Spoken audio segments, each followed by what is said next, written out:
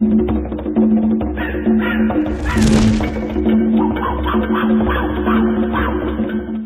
Jungle Explorer here, and today I'm coming back at you with another trail camera face-off. We got 4 contenders here facing each other in a showdown to see which one is the best of these 4 units. Now, I did a 4-camera showdown not too long ago with 4 other cameras, actually 3 other cameras. This right here is the winner of that showdown, and we've got 3 new contenders. I want to warn you right up front, guys, that this is going to be a long video. I'm doing 4 cameras here, not just one. One camera takes about 12 minutes to do a good video on. I'm doing 4. I'm going to try to keep it as short as possible, but I'm not going to skimp on details and stats and stuff to show you what they did, because that's why you watch my reviews, because I actually go into the detail to show you what's going on here. So remember, this is YouTube, guys. So right down at the bottom of the video there, you can click on the slider anytime you want to,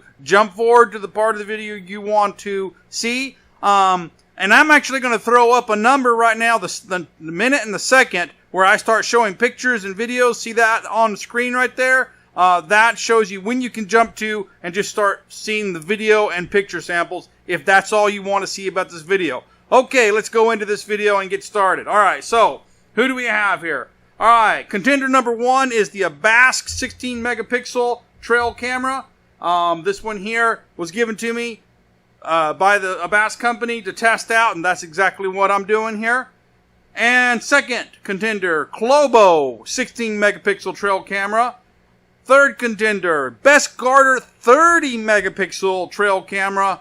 And again, the winner of the last showdown, the Campark T45 trail camera. Okay, so without further ado, let's jump in and see what we're talking about here. I'm going to throw some stats up here underneath these as I talk about them. Let's start with the Abask here.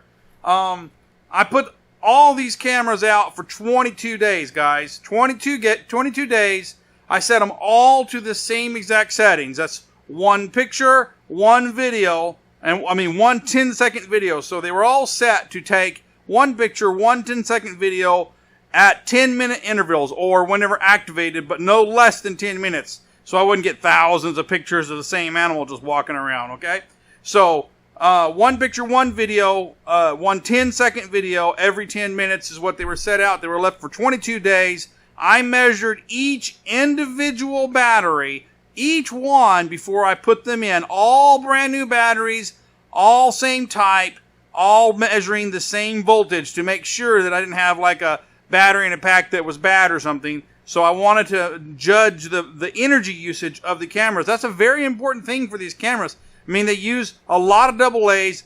AA's aren't cheap. You want them to last as long as you can. So I want to show you which one is the most efficient and let you decide. So here we go. Alright, the Abask. 22 days in the field. Batteries went into the camera at 1.62 volts. Now that's a AA battery. It's a nominal 1.5 volt battery, but they're always a little bit more, so they actually all measured 1.62 volts when all the batteries were placed in the cameras. After 22 days in the field, the remaining voltage on the battery was 1.55 volts. I'm going to throw the stats up under the cameras as I read them off, okay? So 1.55 volts, 22 days in the field. Okay, that's important. It didn't use a whole lot of power. Still over 1.5 volt, which is what is nominally rated at. Okay. It took a total of 110 files. That's going to be 55 image files and 55 10-second video files. It wrote a total of 2.4 gigabytes of data. Okay? Now, just for specs and just for technical information, each image size was an average of 1.7 megabytes in size, and each video file was an average of 4 megabytes per second of video. So that's important to know the compression algorithm these cameras are writing in, okay? I'll explain that later as we go on. Let's go to contender number 2, the Globo.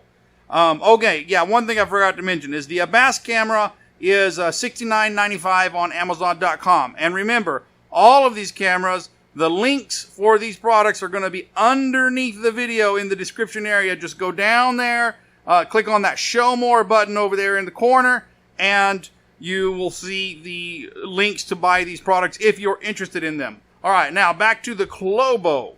The Globo 60 megapixel camera is priced at $52.99 on Amazon.com.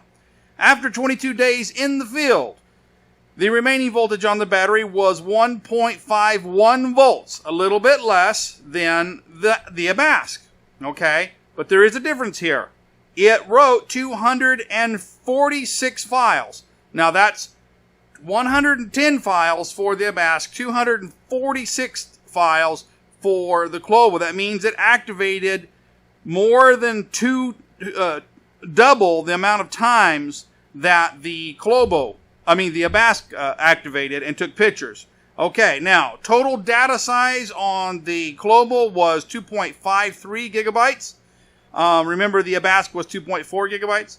Okay, and that's 123 image files and 123 video files. Okay, big difference here though on the actual algorithms, the compression of the images. All right, each image size on the Globo was 0.8 megabytes in size. That's less than half of what the image size was on the Abask. Okay, each video size was approximately 2 megabytes per second of video. Okay, so that's actually half the amount of data size that for video. Now both of these were set, everything was set to 1080p HD video, okay? But there's a dramatic difference in the actual compression of the video, and that has to do with the software in the camera, so that's important to know. Sometimes if it's compressed too much, it's going to degrade the quality of the video, and sometimes it's not compressed enough and you have way more data than you need and the quality of the video is not any good or any better than something that's less. So when I show the images and the videos, you're going to need to be judging which one you think is the best, because remember, this one is using up half the space of this one writing the same size images and videos. Okay, so that's important to know. All right, going to the Bestgarter. The Bestgarter is priced at $199.99 on Amazon.com. Remember, it is a 30 megapixel camera. After 22 days in the field, the remaining voltage on the battery was 0. No, I'm not kidding. There was nothing. I mean, normally when the batteries get to so low of a state that the camera cannot operate, the camera will shut off and it will stop working. Now that is a long time before the batteries reach a 0 voltage.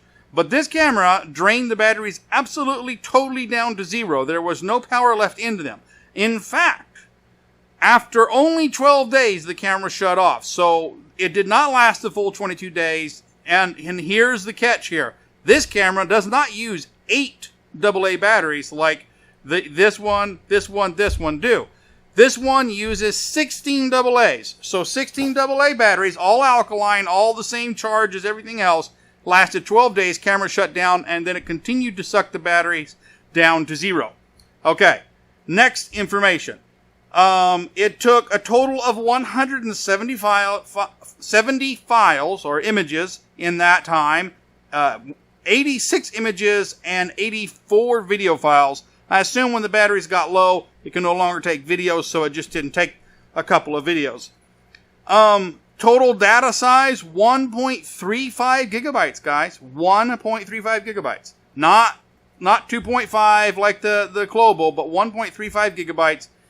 The average size of an image on this was 2.9 megabytes per image, and the average size of the video files that this produced was 1.3 megabytes per second, which is less than the Globo. 30 megapixel camera, the video files were more compressed than the Globo camera. So, all right, let's move on to the Campark. Campark. All right.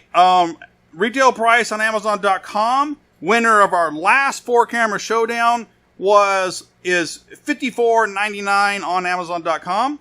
Remaining voltage after 22 days in the field, 1.54 volts. Okay, that's just a tenth of a volt less than the Abask. Okay. It took a total of 116 files, a total data of 1.13 gigabytes. That's 58 image files, 58 video files. The average image size is 1.4 megabytes, and the average video size was 1.8 megabytes per second. Okay, so, alright, what do we see here? Well, there's all the stats down there written down for you. You can stop the video and look at them and see the differences. There's a big difference between these cameras, okay? This one writes some pretty big files, okay? This one writes pretty decent files, and this one is about average, a little bit higher than this, a little bit less than that. So, you know, this one here, I just don't even understand it. You know, big giant, it had the biggest image files, but the smallest video files. So, I'm not even sure what to say about that. But we're going to go through the rest of the review. Alright, so let's start talking about how they did as far as image and video quality. Let's start with the Abask here. Alright, it was very efficient on battery. It had the highest remaining voltage at the end. Now, I have to say here that it took half as many images as this. And that's important to know because every time this thing comes on, these come at night, they have these IR lights, these infrared lights that have to turn on. And that is your biggest battery draining power. So if this turned on twice as many times as this one, and yet only had a slightly less battery power, which was 1.51 versus 1.55, this one actually would be more efficient. Okay? So that could be a factor. But let's just say that this one was pretty good. It was not bad. It was after 22 days in the field, it still had the highest remaining voltage. Okay. The image quality and the video quality on this is pretty good. I mean, compared to a lot of other cameras that I've used, it's decent. I'm not going to say it's great. It's not great, but it is good enough for hunting and game management and stuff. I mean, we're not professional photographers here trying to sell our images on Shutterstock. It's just to tell what an animal is, okay? So, and it can do that. All right, but there are some cons about this camera, and I need to tell you what they are. This is not like any of these here. This one is totally different. This one has a narrow angle lens, not a wide angle lens, okay? All right, you know, you have the wide angle lens here that takes a big, huge, wide shot, and then you have a narrow angle. This is a narrow angle lens here, all right? Now, I don't know what its angle is because the specification is not listed on the manufacturer's website, but by comparing the images from the different cameras, I'm going to say this is about a 60 or 70 degree lens on here. Very narrow. And plus, it's actually zoomed in. It actually takes a closer up picture of the animal or whatever it's shooting. Now, you're like, well, that's good. We want to see close-ups. Yeah, but here's the problem. Animals are not creatures of habit in the sense that you don't know where they're going to be at. They might come in over here or there, you know, in my case, I had it covering a feeder, and the animal may come any direction. All right, here's the problem: that's one of the reasons it took half as many video files, is because sometimes the animals were not right in the center of the field of vision and did not activate it. They were over to the side because a feeder throws deer corn out in probably a 20, 30-foot radius, and it was only covering a very small portion of that radius, and so it only picked up the animals that walked right there in the middle, okay? Now, all these cameras were on a board, side by side, pointing in the same direction, so they were all the same distance, and I'll throw a picture of that up there for you so you can see that. That's how they were, all right? So there's no difference in distance of the camera. They're all looking at the same feeder, all the same distance, so this one was pretty close. All right, so I'm going to throw some images up here for you. All right, so here's a daytime picture. Now, it's the middle of the summer here in Texas, and not a lot of things are coming to the feeder in the daytime, so there were no animals in the daytime. Just going to throw a daytime picture up there for you. Now, let's throw a nighttime picture. Okay, and it's a deer. And you can see how, you'll see later how much wider these images are. Okay, but you can see the deer there. It's a good picture. It's a decent nighttime picture. I'm not going to say it's great, but it's pretty good. All right, here's a daytime video.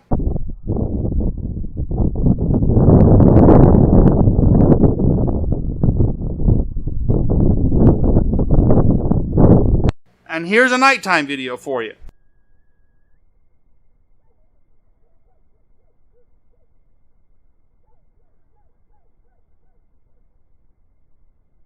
Okay, so there you go. There's the nighttime video, and that gives you an idea of the samples. Okay, so that's pretty much the only con on this one.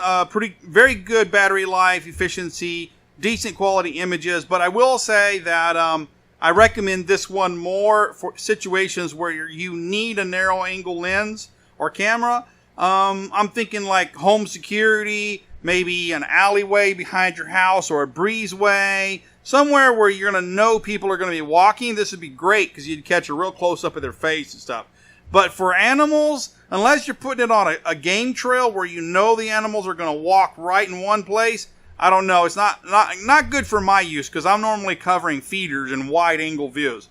So it's got its function, but it's not what I particularly like. All right, now let's go to the Globo. All right, the Globo here. Let's see what the Globo has. One of the things about the Globo is that I really like its design. Okay, it is probably my favorite design of all time. Now, let's look at the Abask here. Open it up. And, okay, it's got your standard thing. The whole thing opens up. There's a battery compartment right here, okay? For the life of me, I cannot get this door off. I just can't get it off. All right. Got it off. All right, so there's your batteries right there, all right? But it's so hard to get, unless you have really long fingernails. And I'm a guy and I work hard, so I keep my fingernails short. I have to usually use my pocket knife to get it off. All right. Now, it's not horrible. It's just saying it's inconvenient. Here's the difference with this one. It doesn't have these two little individual deals with little hooks and little bitty deals like that. It's got one good, bam, right there. One good little door. It opens up. It's not exposing the whole camera. Okay. It's just half of it. But the great thing about this, the one thing that really makes this shine is the battery case design, which is amazing. Bam, right there. There you go. Look at that. I mean, boom, comes right out. It's not, you don't have no door, nothing. So I really like the case design on this. I think it's probably one of the coolest kind of architectural looking there. Very good hidden. It's a very solid built camera, and I do like the case on it, all right? Now, it does have a normal wide-angle lens on it, and so it takes pretty good pictures. The image and the videos on it are not the absolute best I've ever seen, but they are up there with some of the good ones. They're good. But there are some problems, some cons with this, and I hate to tell you about them, but I've got to be honest. I mean, not to hate to tell you about them, but I hate that it has this issue. And I'm going to say that I have contacted the manufacturer about these issues, and they are promising a firmware update to try to address them. Now, it doesn't mean the camera's bad, but there are some things they need to work on. One, there's a few, I would say about 30% of the video files that this camera produces are corrupted. So when you try to play them, they won't play. You can do some tricks to get around that. Like if you use the VLC player, it'll offer to rebuild part of the video file and you can play it. But then even if you do get it to play in VLC, the video will only play halfway through and then it freezes halfway through. Although the audio still continues, the image freezes. So that is kind of a drawback for that. And that's on 10-second videos. It's not like a minute video or whatever. That's just 10-second videos. It's freezing up. Now, I will say, and it's very important to note that the type of video cards, the type of SD cards you're going to use in these cameras needs to be one that is a high speed, because when you record video, especially HD video, you need a high speed SD card. I recommend the Samsung Evo Select. They're super duper cheap. You can get a 32 megabyte for about $8 on Amazon.com. I'll throw a link in the description of the video for you on that. Those are all the cards I use. They've got you might think like SanDisk Ultra might be better. Actually, SanDisk Ultra can't even touch the write speed of the Samsung Evo Select cards. Okay, all right. So, but good thing about this camera is that it actually uses a full-size SD card. Now, the Samsung Evo Selects, they are micro SDs, but they come with an adapter and they work just fine in here. But I kind of like the full-size SD card because I've got big fingers, and it's hard to get the little tiny micro SD cards in and out. This one's a lot easier. So this one's just easier to use all around. All right? But now, unfortunately, although the image qualities are pretty good, some of the images on this ended up a little bit out of focus. This thing kind of has a certain focus range where everything's in focus, and things outside of that are kind of a little bit out of focus. And I'm not sure if that's the lens or if that's the software, but, you know, it's nothing horrible where you can't tell what you're looking at, but it is there, okay? So let's move on to the Bestgarter. All right, now we've got a $200 camera here, 30 megapixel. I do like the design of the case. It's a real nice case. It's not as nice as this one, but, you know, everything looks good. It's a cool-looking case, but that's about as much as I like about this camera. Honestly, I'm going to tell you right now, do not buy this camera, all right? For several reasons that I'll get into. All right, but here's the number one. The only positive of this is it does take some pretty good daytime images, but having said that, its sensor is, it caught a lot of little images, like little birds flying into my feeder, where none of these cameras caught little birds flying in. Now, if you want to catch pictures of birds, it's probably pretty good. Now remember, I did have all the cameras set to medium sensitivity, so they were all fair. This one caught, like this one scissor tail just kept coming and coming. I'll throw some pictures up here. It just kept coming back every day, and I got most of the pictures on this camera were of that scissor tail. All right? Okay, but they are pretty good pictures, so you saw that. But the good daytime pictures of this is where this camera ends, and everything else is pretty much crap. Okay, sorry, it is. Bestgarter, you should have made a better camera, and you should have done some research before you sent this to me, because this thing's a piece of junk. First of all, let's start with the very obvious, is that it burned through 16 AA batteries in 12 days. Okay, that is insane. There's no excuse for it. As far as I can tell, that's pretty common with this camera. Massive battery use. They knew it. That's why they put the 16 batteries in there. And it's important to note that it's not that the 16 batteries are in parallel, which means that essentially you have two battery bays feeding into one system. So it's essentially two sets of batteries, 2 sets of 8 batteries, not 16 batteries in series, but 2 sets of 8 batteries to provide double the amount of battery storage, and it still only lasted 12 days. That means they know that it's a battery hog, and that's why they designed it that way. Okay, they should have never put it out knowing that. But let's go to the next thing. The nighttime images are horrible on it. They're just nothing else to say. I've had very, very cheap 2 megapixel trail cameras that took better nighttime images than this. So let me throw that up there for you. And you can see it's barely visible, and the animal's blurry. And almost all the images that this produced of animals at night were blurry. And aside from how grainy and pixelated they look, okay? So now next thing is the nighttime video. Horrendous, okay? So dark that you can't really see anything. Unless the animal is 5 feet in front of the camera, you're not going to tell much about it. I'm going to throw a sample up here for you. And you can see that right there. Okay, it's not good at all. And you can see there's something there, but you can't really tell what it is, okay? We know it's a deer because it's a deer feeder, but, you know, you know what I'm saying? You can't, if it was a buck, you couldn't tell how many points it had. And that's just not good at all, okay? But one thing I do have to tell you about the video on this. It crops the video, okay? So let me throw a picture of the daytime. This is a wide angle daytime picture. Now I'm going to throw a still of the video right next to it, so you can see how much of it's missing.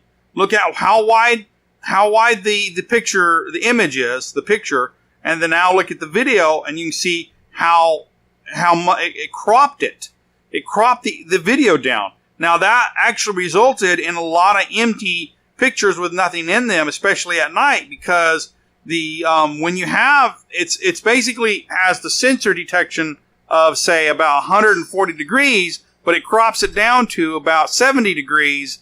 And that causes, if the animal's over here in the side, outside of that narrow crop view, then the animal will have to run over here to get caught in the video. And animals don't run to pose for pictures.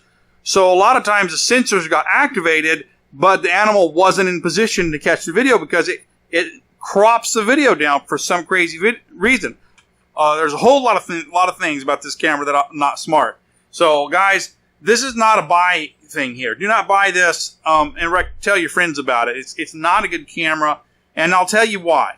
This was sent to me by Bestgarter, all right, and I told them about all the issues I had with it, and I asked them if they thought the camera was defective, and we had a long discussion, but they basically admitted they know that this camera has these problems, and they have no plans to fix them, and what's more, they actually begged me to give them a 5-star review and do a video about them and promote this camera.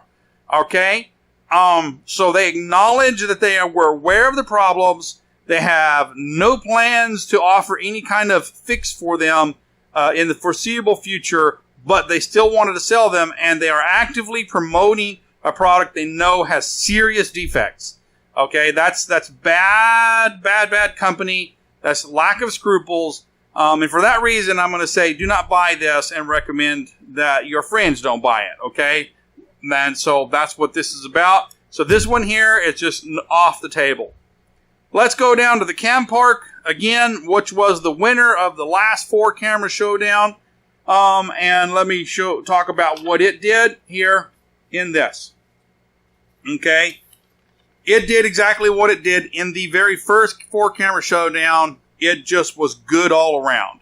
It took really good pictures. It took really good, good daytime pictures, good nighttime pictures, good daytime video, good nighttime video, good efficient use of battery, good file size, good data management, very good compression algorithm. It had no glitches, nothing. It just did a very good job.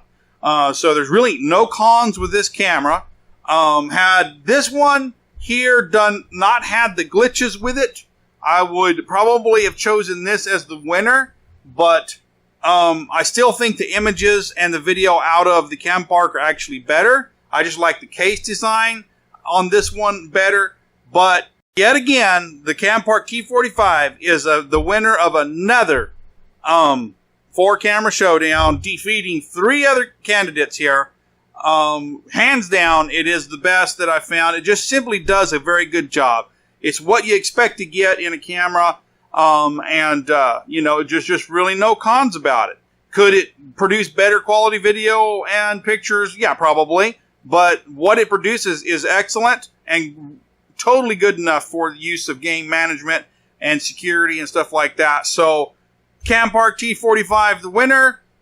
Bestgarter 30 megapixel, way last user, off the board completely. Really, there's no competition there. It's a broken camera. And the only 2 other ones here is the Abask. The Abask is not a bad camera, guys. It just has a special use for it. It's a narrow angle lens. I'm not saying it's a bad camera. The images and video are not quite as good as out of the Campark, but it did very well, and it did not take a whole lot of useless images. Because it was a narrow angle, it took less images because animal had to be right there, but it did a good job. I really like this camera right here, and can't wait to get the firmware update and give it another test. If I do get that, and it does fix the issues with it, I'm going to do another review on this to let you know that it has been fixed, because I do like the design of it and everything. It's my favorite design. So, but for overall functionality, the Campark T45 is the winner. I hope you enjoyed this video. If you have, please like, subscribe, and comment. Remember, please share my videos on social media, guys. That really helps me out, okay? I'm trying my best here to build a channel based on honesty and trust and quality. I'm not trying to be a scientist here, just being a common guy, but trying to give out the best information I can. It takes a lot of work, man, and I've spent a lot of money on batteries and stuff to do these. Even though I get the equipment for free, I don't really need them. I'm just doing these things for you. And so, share it on social media, guys. If you liked it, put it over there on Facebook, Twitter, whatever. So until next time, this is the Jungle Explorer signing out.